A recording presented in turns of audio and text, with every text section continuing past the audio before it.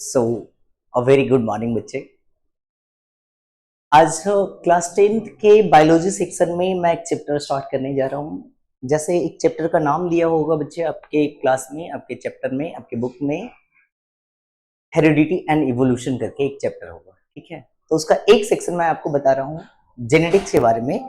एक छोटा सा रफ आइडिया देने की कोशिश करूंगा, ठीक है बच्चे। अगर जेनेटिक्स समझ में आ गया ना तो एक भी क्वेश्चन छूटता नहीं। क्लास 10th तो छोड़ दीजिए, क्लास 12th में भी जेनेटिक्स पढ़ना है ना। तो जेनेटिक्स को हम लोग बड़े अच्छे से अगर कर लिए क्लास 10th में, तो क्लास 12th की चीजें बड़ी आसान हो जाती है। जैसे बोलते हैं ना, बेस होता है। जैसे मैथ में कुछ चीजें, बेसिक चीजें क्लियर होती हैं तो आगे जाके बहुत हेल्पफुल होता है। उसी तरह से क्लास 10th में जेनेटिक्स का एक बेस बनाया जाता है, और अगर बेस से हमारी चीजें अच्छी रही तो अपर लेवल पे जाके बहुत अच्छी हो सकती है। तो मैं जेनेटिक्स की बात करता हूं, है ना। बाद में क्लास 12th में चैप्टर का हेडिंग पढ़ने को मिलेगा, principle of inheritance and variation. Principle of inheritance और वेरिएशन करने का मतलब, सबसे पहले टर्म आता है इनहेरिटेंस और दूसरा टर्म आता है वेरिएशन, है ना। बच्चे आप ऑब्जर्व कीजिएगा कि आपका कैरेक्टर थोड़ा सा या तो फादर से या तो मदर से, किन्हीं ना किसी से कैरेक्टर मैच करेगा। फिजिकल अपीयरेंस भी मैच कर सकता है, एक्सटर्नल अपीयरेंस भी मैच कर सकता है। एक्सटर्नल अपीयरेंस कहने का मतलब फादर का कलर या मदर का कलर, जो स्किन का टोन है वही टोन आपका भी देखने को मिल सकता है, या फेस का कटिंग जो है वही देखने को मिल सकता है जो फादर या मदर का। एग्जैक्टली कॉपी पेस्ट भी नहीं होगा, नहीं कि एकदम जस्ट कॉपी पेस्ट दिख रहा है। थोड़ी सिमिलरिटी भी दिखेगी और थोड़ी डिसिमिलरिटी भी दिखेगी। जो थोड़ी सी सिमिलरिटी है ना बच्चे, उसी को हम बोल देंगे इनहेरिटेंस, और थोड़ा सा जो डिफरेंसेस दिख रहा है ना, उसको बोल दीजिएगा variation. It is as simple as you are. जितने सिंपल आप हैं उतना ही हमारा सिंपल बायोलॉजी है ना। सो मैं बात कर रहा था कि हेरिडिटी और वेरिएशन कहने का मतलब क्या। जो सिमिलरिटी दिख रहा था that is called as heredity, और जो डिफरेंसेस देखने को मिल रहे थे वेरिएशन। फादर और मदर के हम कॉपी पेस्ट भी नहीं होते हैं, लेकिन ऐसा भी नहीं कि टोटली डिसिमिलर देखने को मिलता है। जो सिमिलरिटी देखने को मिल रहा है that is called as heredity, और जो डिफरेंसेस देखने को मिल रहा है that is called as variation, है ना। अच्छा, अगले पॉइंट पे ये सबसे पहले हम जानने की कोशिश करते बच्चे, ये तो चैप्टर का हेडिंग था ना, तो सबसे पहले हम जानने की कोशिश करते ये जेनेटिक्स होता क्या है ना। जेनेटिक्स टर्म विलियम बैटसन के द्वारा दिया गया था, है ना। जेनेटिक्स कहते किसको है? Collective study of heredity and variation. मैं यही तो आपको समझाने की कोशिश कर रहा था। हेरिडिटी कहने का मतलब क्या बेटा, अगर कोई भी आपसे पूछे हेरिडिटी कहने का मतलब, तो बोलिएगा जो सिमिलर कैरेक्टर पास ऑन हुआ है हमारे पेरेंटल जनरेशन से ऑफस्प्रिंग जनरेशन में, या हमसे फादर और मदर की जो सिमिलरिटी देखने को मिल रही है, या फादर और मदर से जो सिमिलरिटी हमें देखने को मिल रही है, इसी को आप क्या बोल लीजिएगा? Heredity. Sir totally copy paste भी तो नहीं होते हैं, तो नहीं होते तो आप इसी को बोल लीजिएगा, जो चेंजेस दिख रहा है ना, इसी को क्या बोल लीजिएगा? वेरिएशन, है ना। तो अगर हेरिडिटी और वेरिएशन का दोनों एक साथ हम स्टडी कर रहे हैं, तो इसके लिए टर्म क्या यूज कर लीजिएगा? Genetics. Then genetics collective study of heredity and variation. बताएं, पेरेंट्स से जो थोड़ी सी सिमिलरिटी दिख रही है उसको हेरिडिटी, और जो थोड़ा सा चेंजेस दिख रहा है, जो बदलाव दिख रहा है, जो थोड़ा सा डिफरेंसेस देखने को मिल रहा है फादर और मदर से, इसी को आप क्या बोलिएगा? वेरिएशन। देन हेरिडिटी की बात करते हैं। हेरिडिटी कहने का मतलब क्या बोल लीजिएगा? Study of transmission of genetic character from parent to the offspring. Parent से ऑफस्प्रिंग में कोई कैरेक्टर का ट्रांसफर कैसे हो रहा है, इसी प्रोसेस का नाम क्या दीजिएगा आप? हेरिडिटी। क्या नाम दीजिएगा? हेरिडिटी। और वेरिएशन करने का मतलब क्या था? Differences that are seen among the member of same species. एक ही स्पीसीज के अलग अलग मेंबर में जो डिफरेंसेस देखने को मिल रहा है। सर नहीं समझ में आ रही ये बातें बच्चे। ह्यूमन की बात कीजिए ना, ह्यूमन बींग्स के जितने लोग देखने को मिल रहे हैं, सबका फेस कटिंग अलग है, कलर टोन अलग है, बॉडी का हाइट अलग है, बॉडी का शेप और साइज अलग है। बताइएगा, इसी को आप क्या बोल लीजिएगा? वेरिएशन। क्या बोलिएगा? वेरिएशन। अच्छा, इनहेरिटेंस एक टर्म आता है, इनहेरिटेंस करने का मतलब क्या है? किस प्रोसेस के थ्रू जेनेटिक कैरेक्टर का ट्रांसफर हो रहा है पेरेंटल जनरेशन से ऑफस्प्रिंग में, मदर से डॉटर में या सन में किस तरह से कैरेक्टर का ट्रांसफर हो रहा है, या फादर से बोल लीजिएगा डॉटर में या सन में जो कैरेक्टर ट्रांसफर हो रहा है किस प्रोसेस के थ्रू हो रहा है, that process is called as what? Inheritance. Done. इस प्रोसेस का नाम क्या दिए? इनहेरिटेंस। तो हम लोग को समझ में आया जेनेटिक्स कहने का मतलब। ये सिंपल मैं एक बेसिक आइडिया आपको देने की कोशिश कर रहा हूं, जो टर्म्स है ना उन टर्म्स को समझाने की कोशिश कर रहा हूं। कहते ये सब पढ़ने वाली चीजें ही नहीं है, बड़ा सिंपल सा, बस टर्म को समझना है ना।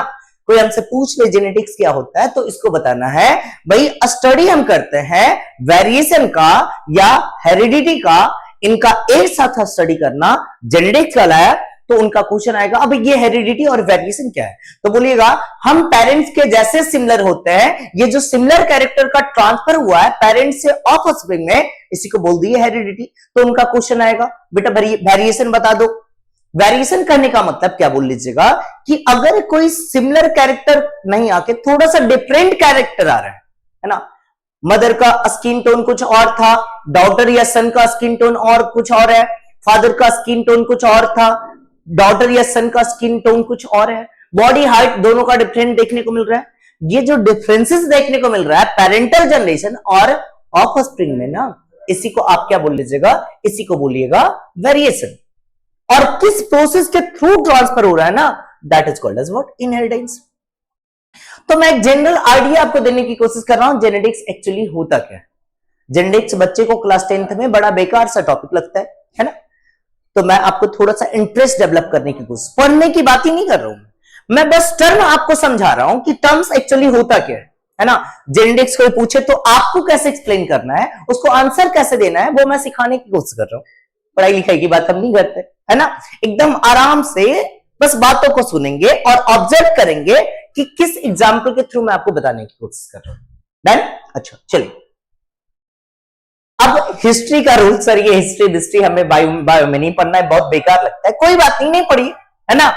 लेकिन आप इसको ऐसा समझिएगा कि जैसे आप कभी कोई रिसर्च करना चाहते हैं और रिसर्च 2 साल तक, 4 साल तक, 5 साल तक रिसर्च कर लिए और पता चला आपको कि ये काम पहले हो चुका है, तो बताइए कितना बुरा लगेगा। तो हम क्या करते हैं, पहले उन चीजों के बारे में स्टडी कर लेते हैं जो पहले हमारे पूर्वज कर चुके हैं, जो हमारे पुराने लोग कर चुके हैं, ताकि हमारा जो काम हो उनसे एक स्टेप आगे हो। इसलिए थोड़ी सी हिस्ट्री की बात कर लेते हैं, हिस्ट्री जानने की कोशिश कर लेते हैं कि क्या क्या काम हुआ है आज तक, कौन क्या किया है, थोड़ा सा उनको रिस्पेक्ट दे देते हैं। भाई उतना अपना 4 साल दिए तो आप अपना 2 या 4 मिनट तो दे ही सकते हैं ना। तो सुनिएगा, history of researches in genetics, क्या कुछ जेनेटिक्स में रिसर्च हुआ था, इसके हिस्ट्री की बात करते हैं। आप जो मेंडल साहब बोलते हैं ना, इनका पूरा नाम है ग्रेगर जोहान मेंडल है ना, और ग्रेगर जोहान मेंडल को बोला जाता है फादर ऑफ जेनेटिक्स। देन तो आप पहले पॉइंट पे बोलेंगे कि जेनेटिक्स के बारे में सबसे पहली बार और सबसे अच्छे तरह से एक्सप्लेन करने वाले लोग जो थे ना, उनका नाम है मेंडल, और मेंडल साहब का पूर्ण नाम क्या बोल लीजिएगा? Gregor Johan Mendel. अब आगे की चीजें आपके लिए इतना इंपॉर्टेंट नहीं है, ये बातें बस इंपॉर्टेंट थी up to class 10th level. ये जरूरी था आपको जानना कि फादर ऑफ जेनेटिक्स किसको बोला जाता है। तो आप बोल लीजिएगा मेंडल साहब थे भाई, उनका फुल नाम कोई पूछ दे तो ग्रेगर जोहान मेंडल। देन आगे की बातों को सुन लीजिए, अच्छा लगे तो ठीक है, नहीं अच्छा लगे कोई बात नहीं, स्किप कर देना उन बातों को है ना। बट मैं आपको एक आगे के लिए बता रहा हूं कि अगर आप क्लास 10th के बाद कहीं कोचिंग में जाके एडमिशन टेस्ट देते हैं तो उस समय ये चीजें आपके लिए बहुत हेल्पफुल होंगी। अगर मान लीजिए 2-4 टर्म पढ़ लेने से हमारे 10-20 हजार रुपए कम हो जाते तो क्या दिक्कत है ना। तो इसलिए ये टर्म सिखा दे रहा हूं, सुनिएगा। विलियम बैटसन की बात करते हैं। विलियम बैटसन को बोला जाता है फादर ऑफ मॉडर्न जेनेटिक्स। क्या बोला जाता है? Father of modern genetics. और he propose various terms like genetics term किनके द्वारा दिया गया था? विलियम बैटसन के द्वारा। एलील टर्म किनके द्वारा? विलियम बैटसन के द्वारा। होमोजाइगस किसके द्वारा? विलियम बैटसन के द्वारा। और हेटेरोजाइगस भी किसके द्वारा? विलियम बैटसन के द्वारा। सर ये सारे टर्म समझा दीजिए। बेटा सारे टर्म्स को मैं आपको समझाऊंगा, बस आप थोड़ा सा पैसेंसफुल तरीके से देखते रहिए, है ना। अगले पॉइंट पे आ जी, टीएच मॉर्गन की बात करते हैं। सबसे पहली बार एक्सपेरिमेंटल रूप में प्रूफ दिए थे कि कैसे जेनेटिक कैरेक्टर का ट्रांसफर होता है पेरेंटल जनरेशन से ऑफस्प्रिंग में, ये एक्सपेरिमेंट करके बताए थे, and that's why he is known as father of experimental genetics. TH Morgan साहब को बोला जाता है फादर ऑफ एक्सपेरिमेंटल जेनेटिक्स। अगले पॉइंट पे जाएंगे। He performed experiment on Drosophila plant। TH Morgan साहब जो एक्सपेरिमेंट किए थे कौन से प्लांट पे किए, सॉरी कौन से एनिमल पे किए थे? ड्रोसोफिला मेलानोगास्टर पे किए थे। ये एक छोटी सी बर्ड बोल लीजिएगा, छोटी सी इंसेक्ट जैसे है ना, तो इसको बोल देते हैं हम लोग फ्रूट फ्लाई या बोल देते हैं ड्रोसोफिला, है ना। अगले पॉइंट पे जाइएगा। He proposed various concept like linkage। ये सर आपको क्लास 12th में पढ़ने को मिलेगा। लिंकेज क्या होता है? वैसे क्लास 10th में मैं एक रफ आइडिया आपको दूंगा, आपको सिखाने की कोशिश करूंगा, टर्म्स को बताने की कोशिश करूंगा। जैसे आपको अगर कोई स्टेटमेंट इंग्लिश का बोलना है तो आप क्या करते हैं, पहले ABCD सीखते हैं, उसके बाद उसको वर्ड्स बनाते हैं, उसके बाद सेंटेंस बनाते हैं ना। तो क्लास 12th में लिंकेज कैसे होता है, क्या होता है, ये सारी बातें जाननी है। और क्लास 10th में आपको बस मैं बताऊंगा कि लिंकेज को आप कैसे समझ सकते हैं। बस एक पॉइंट बोले कि लिंकेज कहने का मतलब क्या है, कैसे होता है, कहां पे होगा, ये सारी बातें क्लास 12th में करनी है।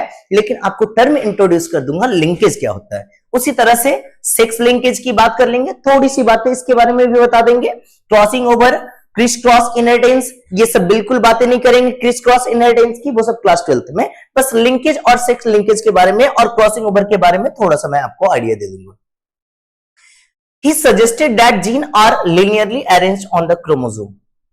अब टीएच मॉर्गन साहब क्या बताएं कि ये जो क्रोमोसोम आपको दिख रहा है, ये आपको क्रोमोसोम दिख रहा है, इस क्रोमोसोम पे जीन, पहला जीन दिख रहा है, ये दूसरा जीन दिख रहा है, यहाँ पे तीसरा जीन दिख रहा है, चौथा जीन दिख रहा है, तो ये लीनियर फैशन में अरेंज है क्या? That's why he suggested that genes are linearly arrange on the chromosome.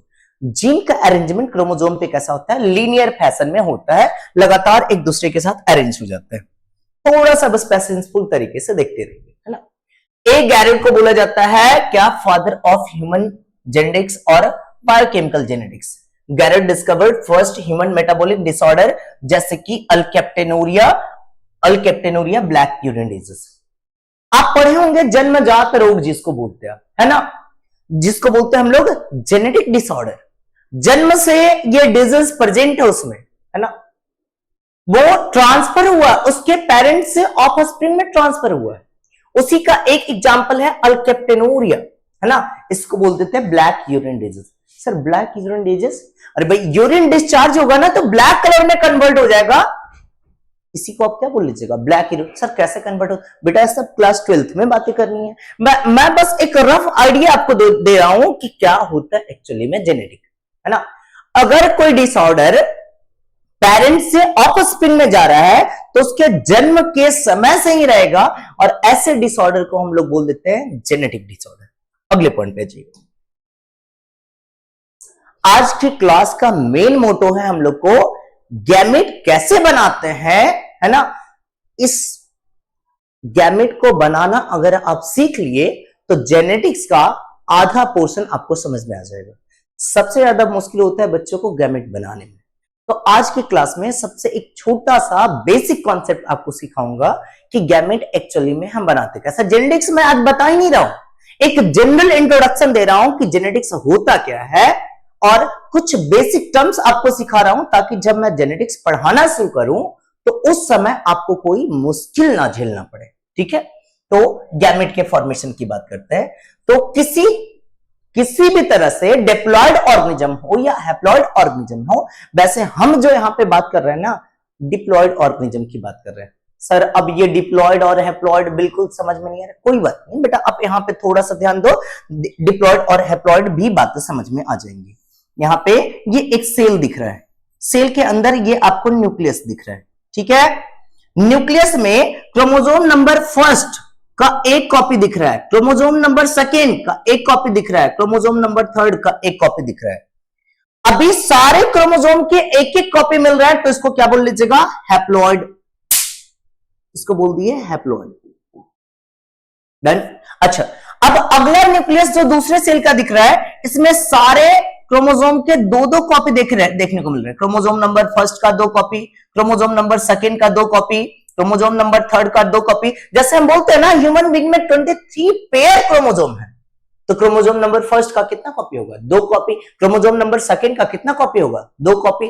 Third का 2 कॉपी, अप टू 22 तक 2 कॉपी। और क्या बोल देते हैं? एक्स और एक्स का भी 2 कॉपी है, तो फीमेल एक्स का 1 कॉपी और बाई का 1 कॉपी, तो आप क्या बोल लीजिएगा?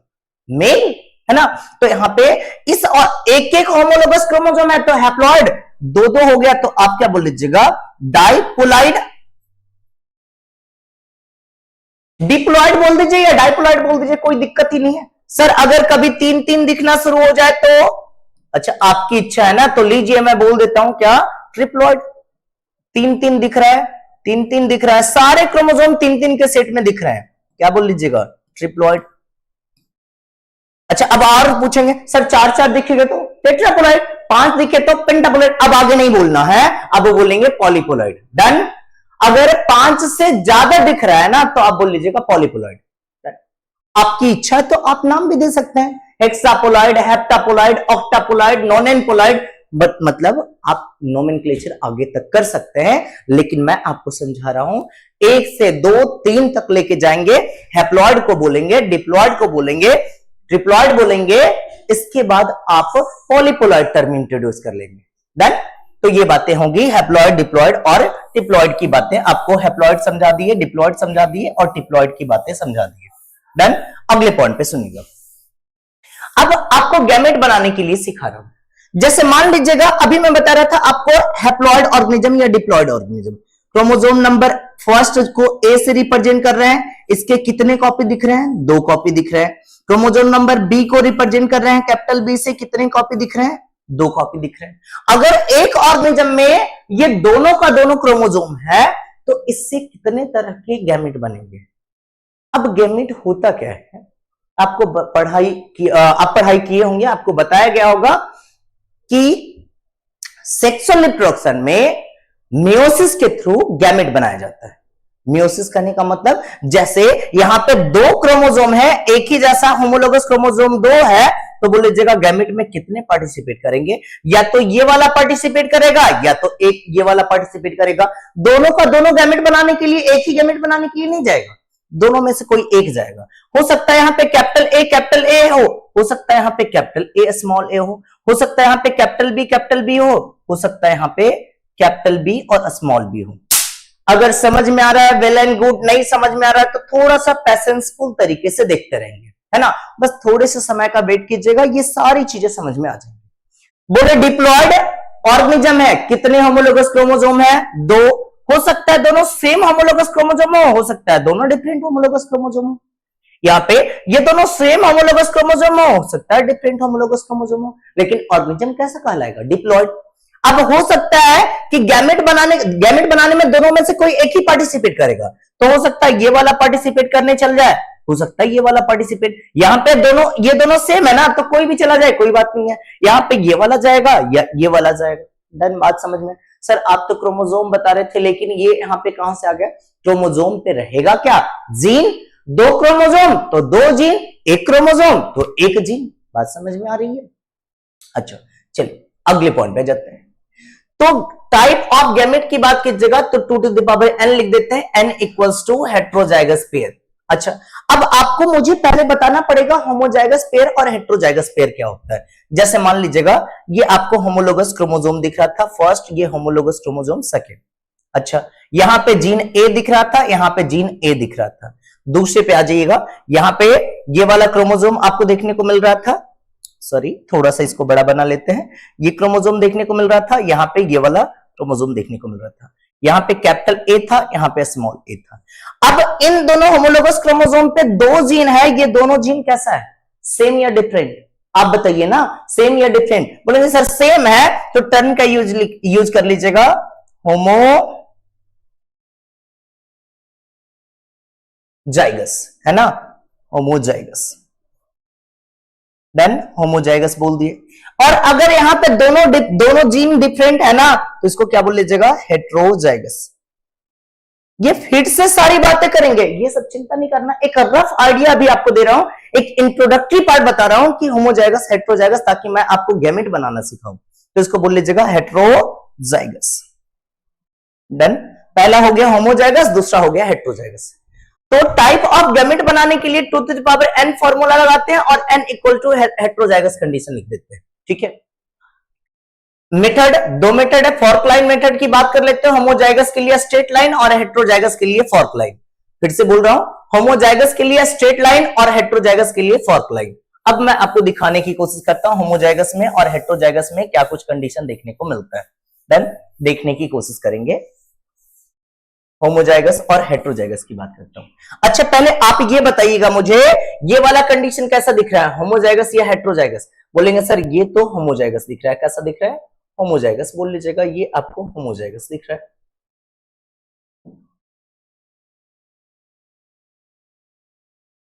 डन।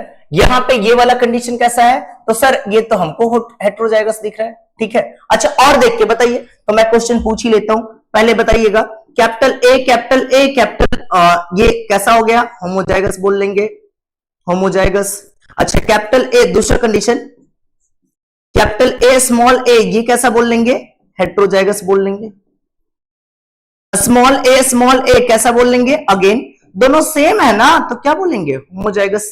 डन। बात तो समझ में आ रही है। अच्छा, अगले पॉइंट में कैपिटल बी स्मॉल बी क्या बोल लेंगे? हेट्रोजाइगस। स्मॉल बी क्या बोल लेंगे? होमोजाइगस। अच्छा, अब यहाँ पे होमोजाइगस कंडीशन दिख रहा है, बोलेंगे हेट्रोजाइगस कंडीशन कितना है? तो 0, कोई हेट्रोजाइगस दिख ही नहीं रहा है। तो 2 to the power 0 का वैल्यू क्या हो जाएगा? 1। और गैमेट यहाँ पे कितने तरह के बनेंगे? एक ही तरह का गैमेट बनेंगे। अच्छा, अब यहाँ पे हेट्रोजाइगस कंडीशन कितना है? 1 है। तो क्या बोल लीजिएगा? 2 to the power n, और n का वैल्यू क्या आ गया? 1। तो कितने तरह के गैमेट बनेंगे? 2 तरह के। अब 2 तरह का गैमेट कौन कौन सा बनेगा? या तो गैमेट बनाने के लिए ये जाएगा या तो ये जाएगा। डन। तो एक कैपिटल ए जा सकता है, दूसरा स्मॉल ए जा सकता है। अगले पॉइंट पे आ जाइएगा फिर से। अब बताइएगा, दो जीन को हम एक साथ ले लिए। पहला जीन कैपिटल ए, दूसरा gene capital B small B. अच्छा, ये बताइएगा कैसा है, होमोजाइगस या हेट्रोजाइगस? बोलेंगे सर पहला कंडीशन तो होमोजाइगस दिख रहा है, और दूसरा कंडीशन क्या बोल लेंगे? दूसरा तो सर हेट्रोजाइगस दिख रहा है, हेट्रोजाइगस दिख रहा है। डन। तो यहां से कितने तरह के गैमेट बनेंगे? एक तरह, सॉरी, यहां से कितने तरह के गैमेट बनेंगे? यहां से एक तरह का गैमेट बनता हुआ दिखेगा, और यहां से कितने तरह का गैमेट बनेगा? 2 तरह का। ओवरऑल कुल गैमेट कितने बनेंगे? 2। अब देखिएगा, अगर आपको पहला होमोजाइगस दिख रहा है तो एक स्ट्रेट लाइन ड्रॉ कर लीजिएगा। एक स्ट्रेट लाइन ड्रॉ कर दिए, और स्ट्रेट लाइन ड्रॉ करने के बाद कैपिटल ए लिख दिए।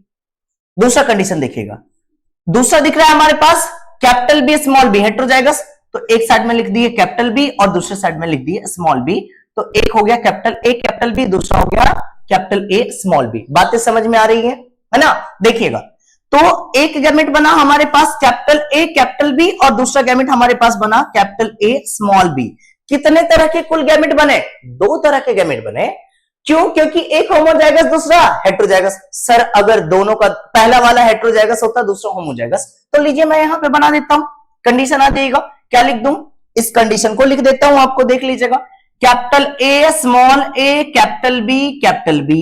अच्छा, चलिए आप बना के बताइए मुझे कैसा, यहां से कितने तरह के गैमेट आएंगे और कौन कौन से गैमेट आएंगे?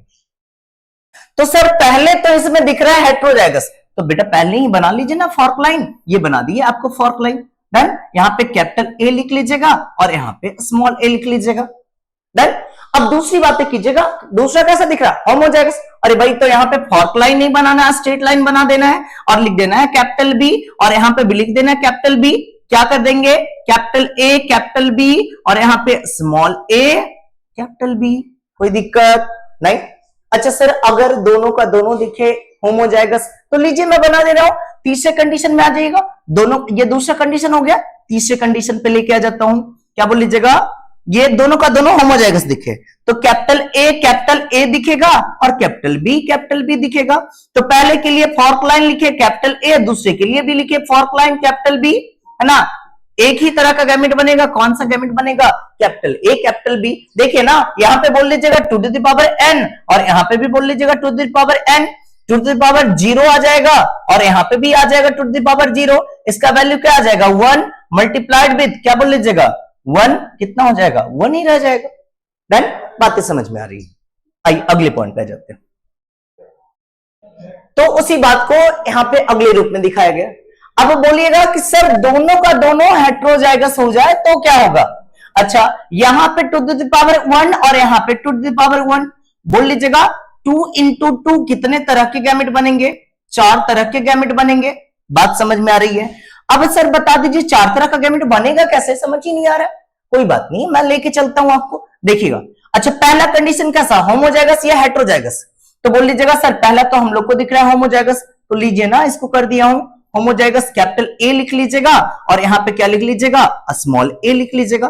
देन होमो हेट्रोजाइगस है ना, तो हेट्रोजाइगस है तो फॉर्क लाइन बना दिए, हेट्रोजाइगस है तो फॉर्क लाइन बना दिए। पहला बोल लीजिएगा कैपिटल ए, दूसरा बोल लीजिएगा स्मॉल ए। डन। अच्छा, अब फिर से हेट्रोजाइगस दिख रहा है तो दोनों पे आपको फॉर्क लाइन बनाना पड़ेगा। अगर होमोजाइगस दिखता तो दोनों पे स्ट्रेट लाइन बनाते हैं। यहाँ पे फॉर्क लाइन बनाए कैपिटल बी, यहाँ पे फॉर्क लाइन बनाए स्मॉल बी, यहाँ पे बनाए, यहाँ पे कैपिटल बी और यहाँ पे स्मॉल बी। देखिएगा capital A capital B, capital A small B, small A capital B, small A small B. Done. अगर मैं आपसे क्वेश्चन दे दूं, बताइएगा capital X small X capital Y small Y, यहां से कितने तरह के गैमेट बनेंगे? तो आप बोलिएगा 4 तरह का गैमेट बनेगा। और कौन कौन सा गैमेट बनेगा आप कमेंट में मैसेज करके बताएंगे हमें। 4 तरह का गैमेट कौन कौन सा बनेगा? पहला गैमेट, दूसरा गैमेट बताएंगे कौन सा बनेगा, तीसरा गैमेट बताएंगे कौन सा बनेगा, है ना, सॉरी तीसरा गैमेट हमारे पास कौन सा बनेगा और चौथा गैमेट कौन सा बनेगा। और इसी तरह से मैं कई सारे क्वेश्चन दे रहा हूं। पार्ट ए का क्वेश्चन हो गया ये, पार्ट बी की बात कर लीजिएगा। पार्ट बी में आपको क्वेश्चन देखने को मिलेगा, क्या बोल लीजिएगा, ये आपको दिख रहा है capital A small A capital B small B, है ना, या एक और मैं बढ़ा दे रहा हूं कैपिटल सी कर लीजिएगा। देन तो ये 2 क्वेश्चन आप बना के दिखाइएगा और आगे की ओर लेके मैं चल रही हूं। सर लेकिन पिछला वाला क्वेश्चन समझ में नहीं है, कोई बात नहीं, मैं सी पार्ट को पहले एक्सप्लेन कर दे रहा हूं एक एग्जांपल के थ्रू, उसके बाद आप बनाने की कोशिश कीजिएगा। देखिएगा 3 जीन को ले लिए, 3 कैरेक्टर को ले लिए, capital A sorry small A capital B capital D small D. अच्छा, पहला कंडीशन कैसा है, होमोजाइगस या हेट्रोजाइगस? बोलेंगे सर पहला तो दिख रहा है हम लोग को होमोजाइगस, कोई बात नहीं लेके चलते हैं, होमोजाइगस ही मान लेते हैं। यहां पे आ जाइएगा, दूसरी कंडीशन कैसा दिख रहा है सर, अगेन हम लोग को होमोजाइगस ही दिख रहा है। तीसरा कंडीशन कैसा दिख रहा है, अगेन आपको हेट्रोजाइगस दिख रहा है, हेट्रोजाइगस। डन। अच्छा, यहां से कितने गैमेट, तो एक तरह के, यहां से कितने गैमेट, एक तरह के, यहां से कितने गैमेट, 2 तरह के, कुल मिला के कितने गैमेट हो जाएंगे, 1 इंटू 1 इंटू 2, कितना हो जाएगा आंसर 2। तो यहां से फाइनल गैमेट जो बनेगा वो 2 तरह का गैमेट होगा। चलिए मैं आपको बनाने की कोशिश करता हूं। देखिए पहला होमोजाइगस या हेट्रोजाइगस, सर होमोजाइगस दिख रहा है तो स्ट्रेट लाइन बना के ए लिख दिए, दूसरा भी होमोजाइगस दिख रहा है तो स्ट्रेट लाइन बना के बी लिख दिए, और तीसरा हेट्रोजाइगस दिख रहा है तो फॉर्क लाइन बना दिए। डन। तो इसी तरह से बैक वाला क्वेश्चन मैं आपको बना देता हूं, capital A small A capital B small B capital C. देखिएगा capital A small A capital B small B capital C, इसका गैमेट बनाने की कोशिश करता हूं। अच्छा, पहला कैसा, होमोजाइगस या हेट्रोजाइगस? तो हेट्रोजाइगस तो फॉर्क लाइन बना दिए, एक जगह पे लिखे कैपिटल ए, दूसरी जगह पे लिखे स्मॉल बी, स्मॉल बी नहीं, पहले एक ही जीन को रिप्रेजेंट करेंगे। अच्छा, अब यहां पे दूसरा भी दिख रहा है आपको कैसा, हेट्रोजाइगस, तो हेट्रोजाइगस के लिए आप बना दीजिए ना फॉर्क लाइन, कोई बात है क्या? नहीं, यहाँ पे कैपिटल बी स्मॉल बी, और यहाँ पे भी आप क्या कर लेंगे, यहाँ पे बोल लेंगे कैपिटल बी और यहाँ पे बोलेंगे स्मॉल बी। बेटा मैं बता रहा हूं गैमेट बनाना आप सीख गए ना तो जेनेटिक्स आपके लिए बहुत इजी हो जाएगा। थोड़ा सा बस पैसेंसफुल तरीके से देखते रहिए और साथ के साथ प्रैक्टिस करते रहिए, है ना। तो पहला गैमेट यहाँ पे बन गया, ये वाला कैपिटल ए स्मॉल ए वाला हो गया, कैपिटल बी स्मॉल बी वाला हो गया। और अब देखेंगे होमोजाइगस कंडीशन है तो स्ट्रेट लाइन ड्रॉ कर दिए, कैपिटल सी, यहाँ पे स्ट्रेट लाइन ड्रॉ कर दी कैपिटल सी, यहाँ पे स्ट्रेट लाइन कैपिटल सी और यहाँ पे straight line capital C. Done. ये बातें अब देख लेते हैं। अब गैमेट देखिएगा कौन कौन सा गैमेट बनेगा। ये गैमेट बनेगा capital A capital B capital C, again आ जाइएगा capital A small B capital C, small A capital B capital C, small A small B capital C. ये बातें हो गई। तो यहां से आपका 4 तरह का, देखिए ना, ये होमोजाइगस से 2, सॉरी हेट्रोजाइगस से 2, हेट्रोजाइगस से 2 और इससे कितना 1, कुल मिला के कितने तरह के गैमेट बनेंगे? सर ये कैलकुलेशन तो हो जाएगा, थोड़ा सा ये पार्ट टफ लग रहा था, कोई बात नहीं, 10-15 क्वेश्चन प्रैक्टिस कर लेंगे, बन जाएगा हम लोग से क्वेश्चन। आइए कुछ क्वेश्चन का आपको प्रैक्टिस करवाने की कोशिश करता हूं कि क्या कुछ देखने को मिलेगा। भाई देखिए, मैं बता रहा हूं जेनेटिक्स बहुत इजी है। कब? जब आप समझने की कोशिश करेंगे और प्रैक्टिस करने की कोशिश करेंगे। अच्छा, एक प्लांट दिया हुआ है जिसमें जीनोटाइप दिया हुआ है। क्या जीनोटाइप दिया हुआ है? तो जीनोटाइप हम लोग को दिया हुआ है capital R, capital D, small D, capital E, small E. ये प्लांट का जीनोटाइप दिया हुआ है, ठीक है। अच्छा सर, पहले क्वेश्चन को मत पढ़िए, बाकी सारी चीजों को बता दीजिए। देखिएगा, ये कंडीशन मैं पूछूं तो आप क्या बताएंगे, होमोजाइगस या हेटेरोजाइगस? बोल लीजिएगा ये होमोजाइगस है। यहां पे ये वाले कंडीशन को आप क्या बोलेंगे, होमोजाइगस या हेटेरोजाइगस? बोलेंगे सर ये तो हेटेरोजाइगस है। अच्छा, उसके बाद यहां पे इस कंडीशन की बात कीजिएगा, ये कंडीशन कैसा है? अगेन हेटेरोजाइगस है। तो आप बता दीजिए पहले कि यहां से गैमेट कितने तरह के बनेंगे। सर यहां से एक गैमेट बनेगा, यहां से दो गैमेट बनेगा, यहां से दो गैमेट बनेगा, मल्टीप्लाई कर देंगे तो कुल मिला के हमारे पास गैमेट कितना बनेगा? 4 तरह का गैमेट बनेगा। अब 4 तरह का गैमेट कौन कौन सा बनेगा, ठीक है। तो 4 तरह का गैमेट, सबसे पहले हम स्ट्रेट लाइन बना लेते हैं। पहला है होमोजाइगस, तो स्ट्रेट लाइन बना दिए, लिख दिया यहां पे कैपिटल आर।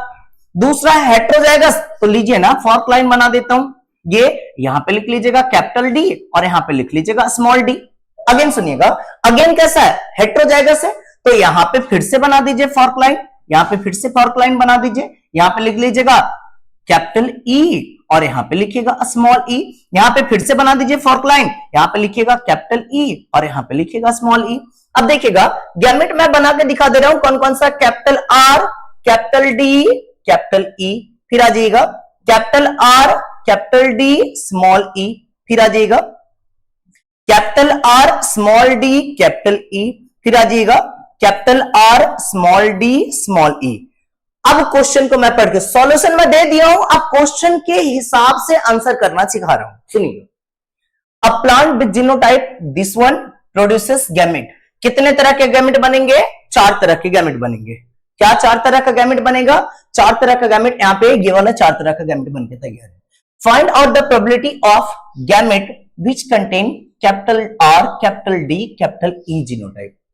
तो हमसे पूछ रहा है इसका आने का चांस कितना है, तो 4 में से इसका आने का चांस कितना है? प्रोबेबिलिटी बताइएगा। 1/4 ही होगा ना, 4 तरह के गैमेट बन रहे हैं, उसमें से एक ये है, तो इसका प्रोबेबिलिटी क्या हो जाएगा?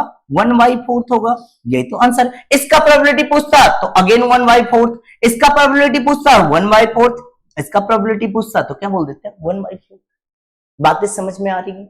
बस प्रोबेबिलिटी हमसे पूछा, तो 4 में से एक ये वाला बनेगा तो 1/4। अगर ऐसा 4 में से 2 बनता तो 2/4, अगर 3 बनता तो 3/4, और अगर 4 में से 4 यही रहता तो 4/4 क्या हो जाता? 1 हो जाता प्रोबेबिलिटी। अगले पॉइंट पे आ जाइएगा। बताइए क्वेश्चन समझ में आया? फिर से एक बार क्वेश्चन फ्रेम करके बता दे रहा हूं। A plant with genotype capital R, capital D, small capital E, small E. ये प्लांट का जीनोटाइप है। कहने का मतलब प्लांट के जीनोम में ये वाला जीन देखने को मिल रहा है, क्रोमोसोम में ये वाला जीन देखने को मिल रहा है। अब इससे जो गैमेट बनेगा उसका जीनोटाइप ये वाला आने का चांस क्या है? तो इतने ये सारे गैमेट बनने के चांस है, उसमें से एक गैमेट ये होगा, तो पूछ रहा है कि कितना चांस है इसका, तो 1/4 चांस है ना। अगले पॉइंट पे आ जाइए। In human both male and female have similar autosome. बेटा 2 तरह के क्रोमोसोम यहां पे देखने को मिलता है। ह्यूमन बॉडी की बात कर लीजिए, प्लांट बॉडी की बात कर लीजिए, कहीं भी किसी भी लिविंग ऑर्गेनिज्म की बात कर लीजिए, 2 तरह के क्रोमोसोम देखने को मिलता है। एक पहला होता है जो जिसको बोल देते हैं ऑटोसोमल क्रोमोसोम, और दूसरा जो देखने को मिलता है इसको बोल देते हैं सेक्स क्रोमोसोम। जैसे ह्यूमन बॉडी की बात करता हूं, तो ह्यूमन बॉडी में टोटल क्रोमोसोम का पेयर कितना है? 23 पेयर बोल लीजिएगा, 23 पेयर देखने को मिलता है ना, 23 पेयर देखने को मिलता है। डन। तो आप क्या बोलते हैं? 1 क्रोमोसोम का, क्रोमोसोम नंबर फर्स्ट का 2 कॉपी, क्रोमोसोम नंबर सेकंड का 2 कॉपी, क्रोमोसोम नंबर थर्ड का 2 कॉपी, क्रोमोसोम नंबर फोर्थ का 2 कॉपी, अप टू 22 तक सबका 2-2 कॉपी देखने को मिल रहा था। कितना हो गया? कुल मिला के हो गया 44। अब देखिएगा, अगर x का 2 कॉपी मिले तो कुल मिला के कितने हो गए? 46 हो गए, है ना। तो हम लिखते हैं क्या? 44 प्लस x लिखते हैं, या बोल देते हैं दूसरा ऑप्शन क्या लिखते हैं? 44 प्लस एक्स वाई लिखते हैं, यही करते हैं ना 44 प्लस एक्स एक्स या 44 प्लस एक्स वाई, 44, 45, 46 डन। तो ये वाला जो अप टू 22 है ना, ये वाला अप टू 22 है ना, 1 से लेके 22 क्रोमोसोम तक, इसको हम बोल दिए ऑटोजोम, है ना, ऑटोजोमल क्रोमोसोम बोल दिए, ऑटोजोमल। और ये वाला जो एक्स एक्स है ना या एक्स वाई जो है ना, या क्या बोलेंगे एक्स या एक्स वाई, यही दो कंडीशन आता है ना, एक्स एक्स या एक्स वाई। इन क्रोमोसोम को हम लोग क्या नाम दे देते हैं, सेक्स क्रोमोसोम। क्या नाम देते हैं, सेक्स क्रोमोसोम नाम दे देते हैं। देन सेक्स क्रोमोसोम नाम दे देते हैं। तो दो तरह का क्रोमोसोम हुआ ह्यूमन के बॉडी में, एक ऑटोसोमल और दूसरा सेक्स क्रोमोसोम। तो ऑटोसोमल क्रोमोसोम की बात कीजिए ना, चाहे मेल की बात कीजिए चाहे फीमेल की बात कीजिए, दोनों में क्या होगा, सिमिलर। लेकिन अगर सेक्स क्रोमोसोम की बात किए तो ये आप किसको रिप्रेजेंट कीजिएगा, ये बोल लीजिएगा, अगर दोनों एक्स क्रोमोसोम ही है तो आप क्या बोल लीजिएगा, फीमेल, और एक एक्स क्रोमोसोम है और दूसरा वाई क्रोमोसोम है तो आप इसको क्या बोल लीजिएगा, मेल। एक सेक्स क्रोमोसोम का ना दूसरा नाम दिया जाता है एलोजोम, है ना, एलोजोम भी नाम दिया जाता है। सेक्स क्रोमोसोम का दूसरा नाम बोला जाता है एलोजोम। डन। सर इतना पढ़ना पड़ेगा क्या, बेटा पढ़ने की तो बात ही नहीं करते, बस एक समझने की कोशिश हम कर रहे हैं, पढ़ने लिखने की बातें हमसे नहीं, है ना।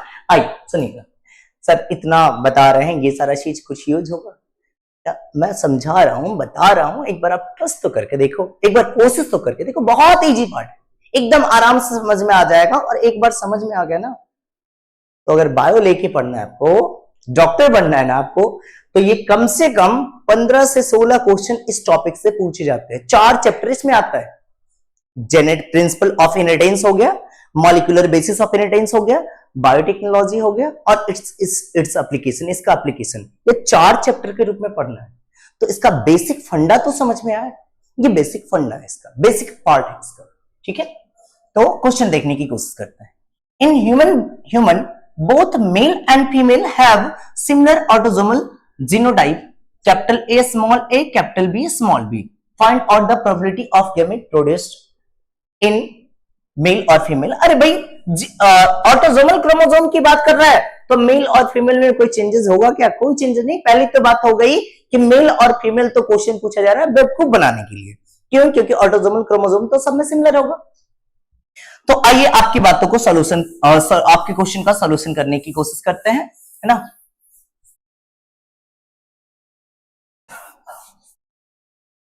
सुनिएगा, तो सबसे पहले बात आ जाती है हमारे पास, है ना, जीनोटाइप क्या है, तो capital A small A, capital B small B, यही ना। हाँ सर यही है। अच्छा पहला क्या है बताइएगा, होमोलोगस क्रोमोसोम या सॉरी होमोजाइगस कंडीशन या हेटेरोजाइगस कंडीशन।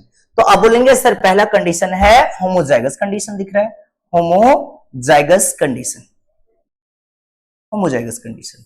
और दूसरी कंडीशन की बात कर लीजिएगा, दूसरा कंडीशन कौन सा है हमारे पास, हेटेरोजाइगस कंडीशन, हेटेरोजाइगस कंडीशन। एक होमोजाइगस कंडीशन है और दूसरा हमारे पास कौन सा है, हेटेरोजाइगस कंडीशन। होमोजाइगस और हेटेरोजाइगस, वापस बात को सुनिएगा। अच्छा सर पहला वाला भी, अरे यार ये गड़बड़ हो गया ना, यहाँ पे बोलना था सर हेटेरोजाइगस हो गया ये वाला। लीजिए ये वाला भी कंडीशन कैसा है, ये वाला हेटेरोजाइगस कंडीशन है, क्योंकि दोनों क्रोमोसोम दोनों जीन डिफरेंट है ना, तो आप इसको क्या बोल लीजिएगा, हेटेरोजाइगस कंडीशन। डन। यहां से कितने गैमेट बनेंगे, 2 गैमेट, यहां से कितने गैमेट बनेंगे, 2 गैमेट, कुल मिला के कितने हो जाएंगे, 4 गैमेट देखेंगे, है ना। अब देखिएगा 4 गैमेट कौन कौन सा बनेगा, इधर बनाने की कोशिश कर रहा हूं।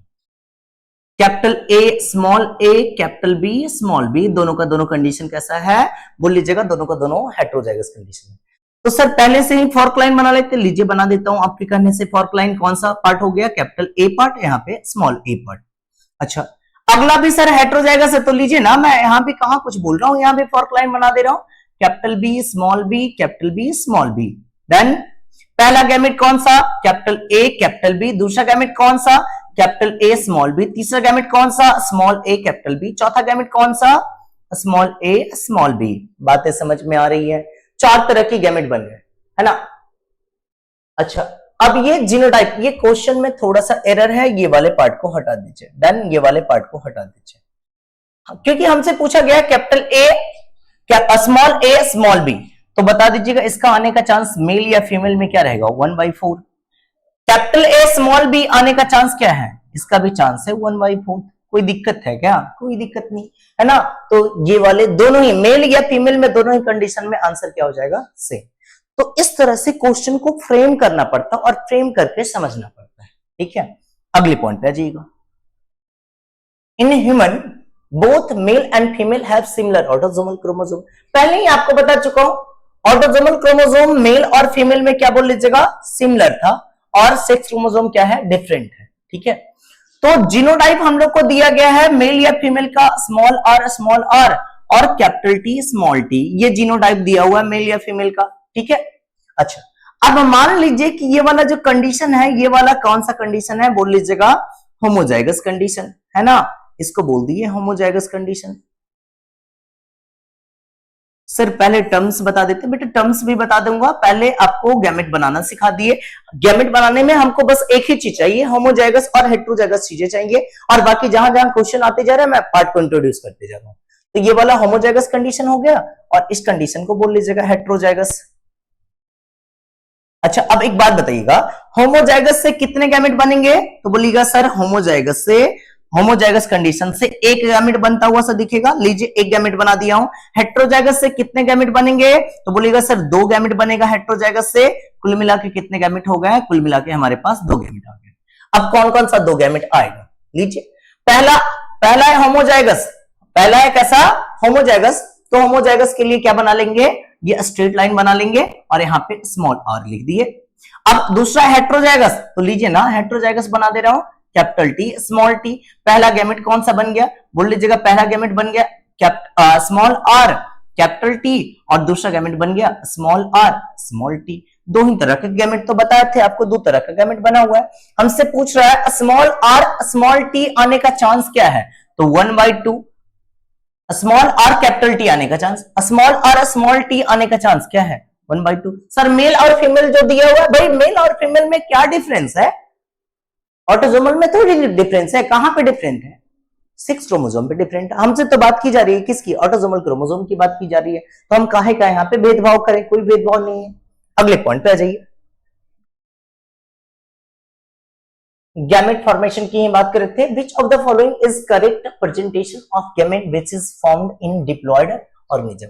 मान लीजिए कोई ऑर्गेनिज्म डिप्लॉयड है, इसका जीनोटाइप क्या दिख रहा है, कैपिटल ए स्मॉल ए दिख रहा है, या कैपिटल बी स्मॉल बी दिख रहा है, कैपिटल एच स्मॉल एच दिख रहा है, कैपिटल ई स्मॉल ई दिख रहा है, कैपिटल आर स्मॉल आर दिख रहा है, ऐसा मान लीजिए ऐसा कोई दिख रहा है ऐसा पार्ट। तो आप बोलिएगा इन दोनों में से कोई एक पार्टिसिपेट करने के लिए जाएगा, इन दोनों में से कोई एक भी जा सकता है, कैपिटल ए भी जा सकता है स्मॉल ए भी जा सकता है, इन दोनों में से कोई ए जा सकता है, कैपिटल बी भी जा सकता है स्मॉल बी भी जा सकता है, लेकिन दोनों में से कोई एक ही रहेगा एक बार में। कैपिटल एच भी रह सकता है स्मॉल एच भी रह सकता है, कैपिटल ई भी रह सकता है स्मॉल ई रह सकता है, कैपिटल आर रह सकता है स्मॉल आर रह सकता है। अब ऐसा कभी भी आप गैमेट बनाने के समय नहीं लिखेंगे कैपिटल ए स्मॉल ए है पे लिख दिए, कैपिटल बी एक लिख दिए और कैपिटल एस, जी 2 एलील एक साथ नहीं रहेगा, गैमेट बनाने के समय ये सेग्रीगेट कर जाता है। तो देखिएगा यहाँ पे capital A small B, capital H small E और कैपिटल आर स्मॉल आर, यहाँ पे एरर हो गया ना, ये वाले ऐसे रिप्रेजेंट नहीं कर सकते, यहाँ पे इसकी वजह से रिप्रेजेंट नहीं कर सकते, ये तो सारा ही गलत है। ये capital small A sorry capital A small B capital H capital E और स्मॉल आर, ये तो हो गया, यहाँ पे इसकी वजह से ये क्या हो जाएगा गलत होगा। तो रिप्रेजेंट करने का तरीका सबसे अच्छा कौन सा, ये बड़े आगे। अगली पॉइंट पे जाइए। अब ये तो गैमेट बनाना आपको सिखाया, कुछ होमवर्क दे रहा हूं है ना, आप होमवर्क अगले क्लास में मेरे से सॉल्यूशन ले लेंगे। अगले क्लास में मैं आपको सारे गैमेट पीडीएफ के रूप में बना के दे दूंगा कि कौन कौन सा गैमेट यहाँ कैसे कौन कौन से जीनोटाइप में कौन कौन सा गैमेट बन सकता है। जैसे पहले क्वेश्चन पे दे रहा हूं कैपिटल ए कैपिटल बी और small B capital C, then पहला हो गया। दूसरा जाइएगा capital A small A capital B small B capital C small C, दूसरा हो गया। तीसरे पार्ट पे आ जाइएगा, तीसरे पार्ट में ले लीजिएगा capital A small A capital B और स्मॉल सी, ठीक है। चौथे पार्ट पे आ जाइएगा capital A small B small C done. पांचवें पार्ट पे आ जाइएगा, capital A small B capital B और कैपिटल सी स्मॉल सी, है ना। सातवें पार्ट पे, छठे पार्ट पे आ जाइएगा, small A small B capital C small C done. सातवें पार्ट पे आ जाइएगा, small A small B small C. यहां से सारे टाइप में देख लीजिएगा कितने तरह के ज्यामिति बनेंगे, ये मुझे अगले क्लास में आप क्वेश्चन के रूप में सॉल्व करके बता देंगे। डन। अगले पॉइंट पे जाते हैं। अब रियल जेनेटिक्स में जो जो टर्म्स यूज होता है ना, वो टर्म्स आपको बताने की कोशिश करता हूं। सबसे पहला टर्म्स है कैरेक्टर। थोड़ी एकदम सिंपल तरीके से आपके घर के आसपास के एग्जांपल से मैं समझाने की कोशिश करता हूं। आप देखते हैं किसी को और बोलते हैं बड़ा प्यारे लग रहे हो तुम, है ना। आप क्या देखें, उसके एक्सटर्नल कैरेक्टर को देखें, है ना। आप देखते किसी फ्लावर को, बोलते हैं इसका कलर कितना प्यारा है, इसका शेप कितना प्यारा है। क्या कर रहे हैं, उसके एक्सटर्नल अपीयरेंस को देख रहे हैं। अगर कभी भी एक्सटर्नल अपीयरेंस की बात कर लिए तो आप इसको क्या बोल लीजिएगा, कैरेक्टर।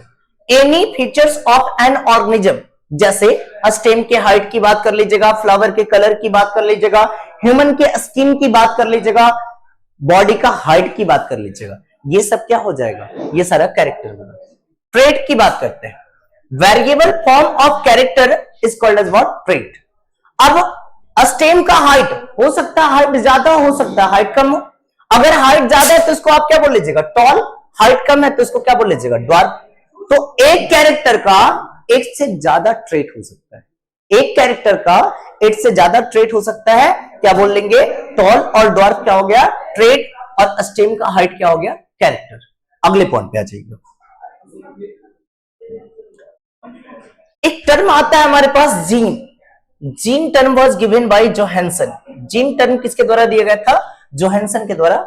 मेंडल साहब जीन टर्म नहीं दिए थे, मेंडल के टर्म में तो था, मेंडल साहब तो उसको बोलते थे एलिमेंट और फैक्टर, तो Mendel used the term element और फैक्टर, ठीक है।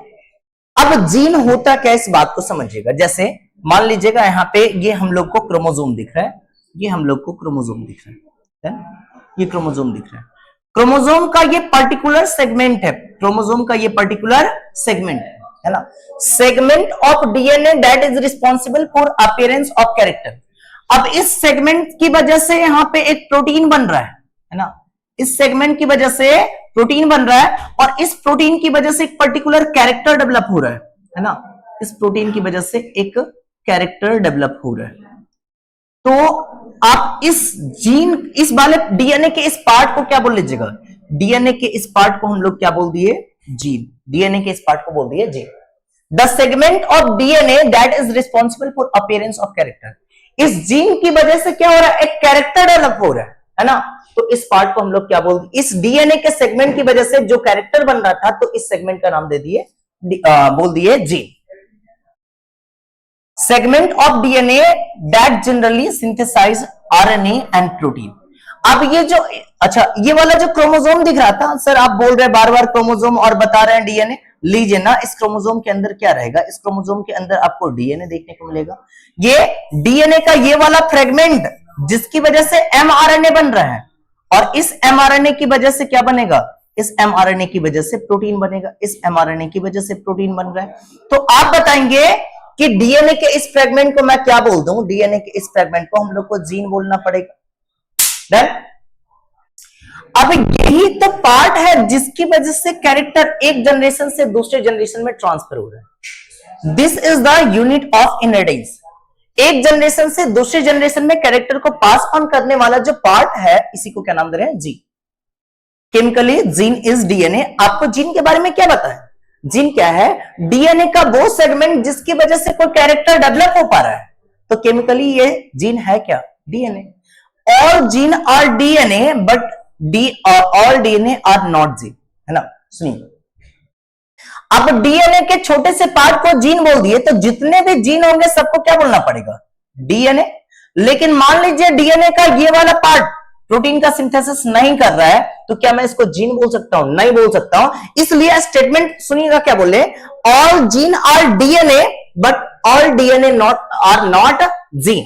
क्यों, क्योंकि ये वाला पार्ट है ना, कोई कैरेक्टर डेवलप ही नहीं कर रहा है, ना टॉलनेस आ रहा है, ना स्किन का कलर आ रहा है, कुछ भी ऐसा एक्सटर्नल अपीयरेंस नहीं आ रहा है, क्योंकि प्रोटीन ही नहीं बना रहा है। अगर प्रोटीन बनाता तब तो कोई कैरेक्टर डेवलप होता, नहीं प्रोटीन बना रहा है, तो बताइए डीएनए के सेगमेंट को जीन बोलूं? नहीं बोल सकता हूं। So all DNA are not gene, but all gene are DNA. आइए अगले पॉइंट पे आते हैं। एलील कुछ नहीं, ये भी सिंपल है ना। अब सुनिएगा, एलील की बातें करते हैं। अगर हम एलील की बातें किए तो यहां पे आपको क्रोमोसोम दिख रहा था, ठीक है, ये क्रोमोसोम दिख रहा था। अब क्रोमोसोम के अंदर हम लोग को क्या देखने को मिलेगा? क्रोमोसोम के अंदर हम लोग को डीएनए देखने को मिलेगा। ये क्रोमोसोम के अंदर हम लोग को डीएनए देखने को मिल रहा है, ठीक है। ये वाला जो पार्ट था, यहां पे पहले जो प्रोटीन बन रहा था, ये वाला पार्ट जो था डीएनए का, इस डीएनए के पार्ट के बारे में मैं बताऊं, ये डीएनए का पार्ट दिख रहा था, ठीक है। इस डीएनए के पार्ट के द्वारा एमआरएनए बनेगा। डन, ये एमआरएनए बना, और इस एमआरएनए के द्वारा क्या बनेगा? प्रोटीन बनेगा, ठीक है, प्रोटीन बना, ठीक है, यहां तक प्रोटीन बन गया। अब इस प्रोटीन की वजह से एक कैरेक्टर डेवलप हो रहा था, ये कैरेक्टर डेवलप हो रहा है।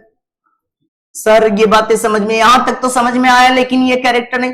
अरे भाई मान लीजिए नाक बनाने वाला जीन जो था उससे प्रोटीन बना और खूब सारे प्रोटीन बन गए, नाक बड़े से बन के आ जाएंगे, है ना। या नाक बनाने वाला जो जीन था वो एक्सप्रेस नहीं किया, नाक छोटे से बन के आएंगे, प्रोटीन कम बना। तो दैट्स अबाउट दैट। ये बस समझने के लिए आपको बता रहा हूं कि इस तरह से आप कुछ समझ सकते हैं, ठीक है। तो प्रोटीन की वजह से कैरेक्टर बन गए, ठीक है। अगले पॉइंट पे सुनिए। अब मान लीजिए डीएनए के इस जगह पे मैं थोड़ा सा चेंज कर दूं, है ना, यहां पे अल्टर कर दूं, इस डीएनए के सेगमेंट को मैं थोड़ा सा चेंज कर दूं, देखिएगा ये क्रोमोसोम दिख रहा था, और इस क्रोमोसोम के इस सेगमेंट में मैं थोड़ा सा चेंजेस ला दूं, ये वाला सेगमेंट थोड़ा बदल गया है ना, ये वाला सेगमेंट थोड़ा बदल गया, ये वाला पार्ट चेंज हो गया है। अभी भी हो सकता है ये प्रोटीन बना है, लेकिन इस प्रोटीन की वजह से वो कैरेक्टर डेवलप नहीं हो पाए, तो हम बोल सकते हैं this is alternative form of gene, this is alternative form of gene. इसी का एक दूसरा वर्जन देखने को मिल रहा है, जिसकी वजह से कैरेक्टर तो है लेकिन वो ट्रेट नहीं आ पा रहा है। यहां से जो प्रोटीन बन रहा था इसकी वजह से टॉलनेस हो रहा था, लेकिन यहां से जो प्रोटीन बन रहा है इसकी वजह से टॉल नहीं हो पा रहा है। तो ये जो अल्टरनेटिव फॉर्म है जीन का, इसी को आप क्या बोल लीजिएगा? Allele. So alternate form of gene is called as allele. Allele arises due to the mutation. मैं क्या बताया था?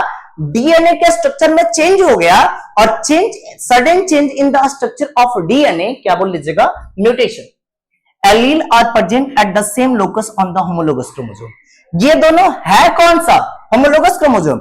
यहां से मेजर किए तो ये वाला डिस्टेंस आ रहा था 5 सेंटीमॉर्गन यूनिट। सीएम का निकाल मतलब सेंटीमीटर नहीं, न चीफ मिनिस्टर, आप क्या बोलेंगे? सेंटीमॉर्गन। क्या बोलेंगे? सेंटीमॉर्गन। तो क्रोमोसोम में जीन को हम मेजर करते हैं सेंटीमॉर्गन यूनिट से। क्रोमोसोम नंबर फर्स्ट, ये भी क्रोमोसोम नंबर फर्स्ट, दोनों को बोल दिए होमोलोगस क्रोमोसोम। अब यहां से जीन को मेजर किए ना, तो ये भी आ रहा था 5 सेंटीमॉर्गन यूनिट पे ही, 5 सेंटीमॉर्गन यूनिट पे आ रहा था। लेकिन यहां से जो प्रोटीन बन रहा है इसकी वजह से टॉल हो पा रहा है, टॉलनेस आ रहा है, इसकी वजह से टॉलनेस नहीं आ पा रहा है, टॉल नहीं हो पा रहा है प्लांट। और अगर नहीं हो रहा है तो इसी जीन का तो अल्टरनेटिव फॉर्म दिखाना। अगर इसी का अल्टरनेटिव फॉर्म दिखेगा तो आप क्या बोल लीजिएगा?